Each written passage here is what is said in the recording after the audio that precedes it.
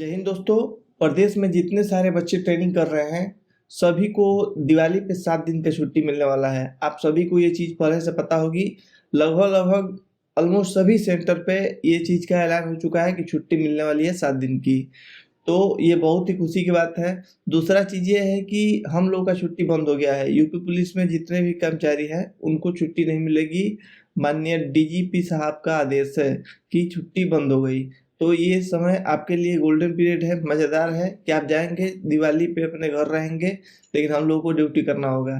तो अभी आप लोग ट्रेनिंग में है तो इसका लाभ उठा लीजिए। इसके बाद आप भी आ जाएंगे पुलिस वाले ड्यूटी पीरियड में, तो फिर आपको भी ऐसा ही होगा। छुट्टी बंद हो जाती है जब त्यौहार पड़ता है, तो ये हमारा कर्तव्य बनता है। 24 घंटे के लिए हम लोग बाध्य होते हैं।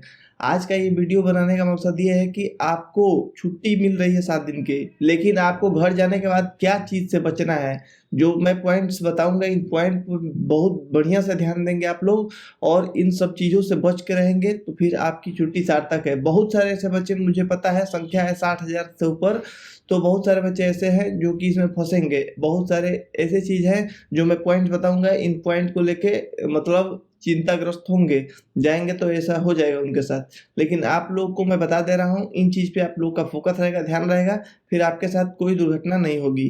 तो आइए पॉइंट्स को शुरू करते हैं। सबसे पहला पॉइंट ये है कि कोई भी ऐसा मत सोचे कि छुट्टी जा रहा है तो भाई देखिए, बहुत दिन बाद आप छुट्टी जा रहा है, घर जा रहा है, तो ये दिमाग में नहीं आना चाहिए कि मैं लेट आमद कराऊंगा, 2 दिन लेट आमद कराऊंगा, 3 दिन लेट आमद कराऊंगा, या 1 दिन भी लेट आमद कराऊंगा।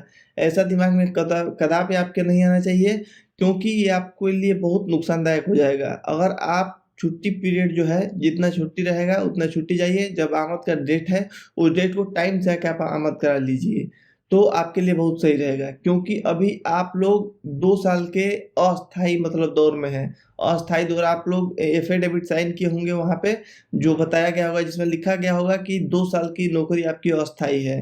ये इस दौर में है। इसमें भी आप लोग ट्रेनिंग के दौर में हैं, आप ट्रेनिंग अभी कर रहे हैं।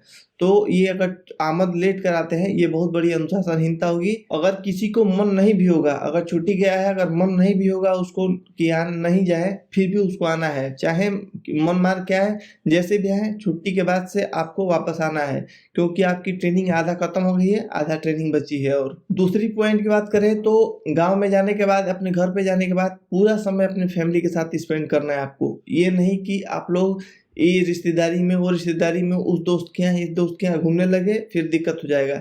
ये जो आपका 7 दिन का छुट्टी है, ये मैं बता रहा हूँ, रियलिटी बता रहा हूँ आपको, फील करेंगे इस चीज़ को। 2 दिन के बराबर आपको लगेगा। 7 दिन का छुट्टी आपको लगेगा कि 2 दिन में खत्म हो गया। आप जैसे जाएंगे और कैसे समय खत्म होगा आपको पता ही नहीं चलेगा। आप लोग का 7 दिन बहुत जल्दी कटेगा। आप क्योंकि बहुत दिन बाद जा रहे हैं और एक बांड हो गया है कि हाँ 7 दिन में ही जाना है, तो 7 दिन आपका 2 दिन के बराबर कटने वाला है। तो अधिकतम समय, जितना समय हो सके, जितना हो सके, वो अपने फैमिली के साथ बिताना है, घर पे रहना है अपने। तीसरे पॉइंट की बात करें तो कभी भी भूल के भी लड़ाई झगड़ा नहीं करना है। अभी भी जैसे ट्रेनिंग से पहले आप लोग पुलिस वेरिफिकेशन हो रहा था, जितना सतर्कता दिखा रहे थे उतना ही अभी भी दिखाना है। गांव में कोई कुछ बोल भी दे, कोई दोस्ती कुछ भी हो जाए, तो लड़ाई झगड़ा से आपको बच कर रहना है। कभी लड़ाई झगड़ा नहीं करना है। एफआईआर किसी भी हालत में नहीं होनी चाहिए आपके ऊपर, चाहे कुछ भी हो जाए। अपने घर में रहेंगे, एंजॉय करेंगे, अपना आएंगे वापस। ये नहीं कि जाके किसी से उलझेंगे, लड़ाई झगड़ा करेंगे कि आप पुलिस में हो गए हैं, वकाल जमाएंगे, ऐसा कुछ नहीं है। अगर आप लड़ाई झगड़ा करते हैं, एफआईआर आप पे हो जाती है, तो फिर आपके लिए मैं बता रहा हूँ कि 110% आपको परेशानी आएगी, बढ़िया से परेशानी आएगी, जिसमें आप बिल्कुल परेशान हो जाएंगे। तो लड़ाई झगड़ा आपको नहीं करनी है। गांव जाने के बाद से आपको बाइक या कार बहुत कम चलानी है। जरूरत पड़ी, आवश्यकता पड़ी तो थोड़ा सा चला लिए या बैठे, नहीं तो आपको ट्राई करना है कि बाइक या कार पे नहीं हमको बैठना है, चलाना है। अगला पॉइंट कि कभी कोई खेल ऐसा नहीं खेलना है, क्रिकेट हो गया, फुटबॉल हो गया, वॉलीबॉल हो गया, ऐसा कोई खेल नहीं खेलना है जिसमें इंजरी का चांस हो। आपका हाथ पैर फ्रैक्चर हो सकता है, ऐसे में आपको बच कर रहना है। आपकी आधी ट्रेनिंग खत्म हो चुकी है, इतना मेहनत किए हैं, सारा का सारा मेहनत शून्य हो जाएगा, जीरो हो जाएगा। जैसे आपका हाथ पैर फ्रैक्चर हो जाएगा, कोई नहीं फिर सुनने वाला। यहाँ आएंगे आप लोग, मेडिकल लगाएंगे, आप लोग को फिर से जेटीसी में भेज दिया जाएगा, फिर अगले बैच के लिए लिए वेट करेंगे तो फिर समस्या आपके लिए आ जाएगी। तो इसीलिए मैं बता रहा हूँ कि कभी भी आपको ऐसा खेल नहीं खेलना है या बाइक पे कार चलाने से कम बचना है कि एक्सीडेंट या हाथ पैर फ्रैक्चर होने की संभावना न रहे। तो इन सब चीज़ों को ध्यान देंगे। गाँव में आप जाएँगे तो ऐसे बहुत सारे लोग मिलेंगे, जैसे कि ड्रिंक करने वाले लोग, या बहुत सारे ऐसे लोग मिलेंगे जो जिनको लगता है कि फ्री का पैसा आ रहा है। जैसे आपसे ऐसे कहेंगे ना कि आप आए हैं, नौकरी लग गई है, आप खर्चा करिए, आप 7 दिन हैं तो 2 दिन 3 दिन खर्चा करते रहिए। तो ऐसे बच के रहना है ऐसे लोगों से आपको। गाँव में आपको पता है कि आप सुबह में 5 बजे उठते हैं और रात में 10 बजे आप बेड पे जाते हैं सोने। दिन भर आपको दिमागी टेंशन जो होता है, नींद आती है, आप ट्रेनिंग ग्राउंड पे रगड़े जाते हैं, आप क्लास में नींद आती है फिर भी जगे रहते हैं। इतना मेहनत करने के बाद आप 1000 रुपया 1100 रुपया आप कमाते हैं। तो फिर इस पैसे का महत्व समझना है।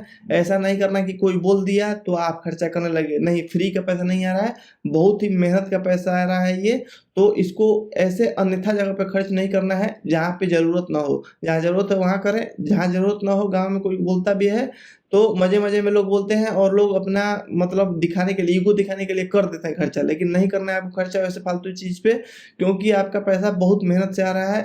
लगभग 14 घंटा 15 घंटा आप मतलब कि सेवा दे रहे हैं, तब जाके आपकी पैसा आ रहा है। तो इस पैसे को महत्व को समझना है, कोई फ्री का नहीं आ रहा है ये पैसा। अगली बात करें तो देखिए, ट्रेनिंग आपकी आधा बीत गई है, अब आपको आधा ट्रेनिंग और करना है। जेटीसी ओटीसी आप खत्म कर चुके हैं, आरटीसी भी काम भर खत्म कर ली है।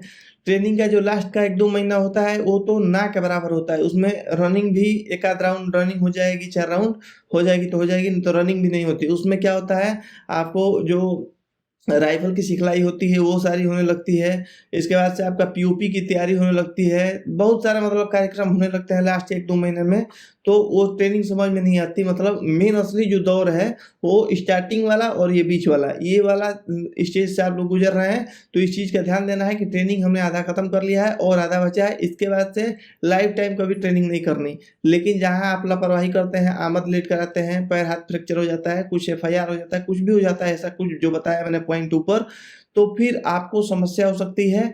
आपको कहीं न कहीं ट्रेनिंग से वापस भेज दिया जाएगा जेटीसी में किसी भी कारण से, और फिर आपको दोबारा वेट करना होगा। आपको मतलब बहुत सारी समस्या हो जाएगी। इसीलिए मैं बता रहा हूँ कि इन सब चीज़ों का ध्यान रखेंगे। एक बात मैं और स्पष्ट कर दूँ, दिवाली का बोनस आप लोगों का नहीं आएगा। दिवाली का बोनस आपके जो नौकरी जब जॉइन कर लेंगे, जो ड्यूटी थाने पे पहुँच जाएँगे, उसके अगले साल से ट्रेनिंग आपका मतलब जो दिवाली का आएगा। बाकी 3% जो डीए बढ़ा है उसका एरियर आपको मिलेगा। अगर अभी नहीं मिलता है तो वो जोड़ के जितना होता है वो जोड़ के आपको एरियर के रूप में प्राप्त हो जाएगा। अब नहीं तो तब कभी भी हो जाएगा। लेकिन जो दिवाली का बोनस है ये आपको नहीं मिलेगा। ये चीज़ आपको बतानी थी। आशा है वीडियो आपको समझ में आई। जो मैंने चीज़ बताई उसको ध्यान देंगे। मिलते हैं अगले वीडियो में कुछ नए टॉपिक के साथ। तब तक के लिए धन्यवाद।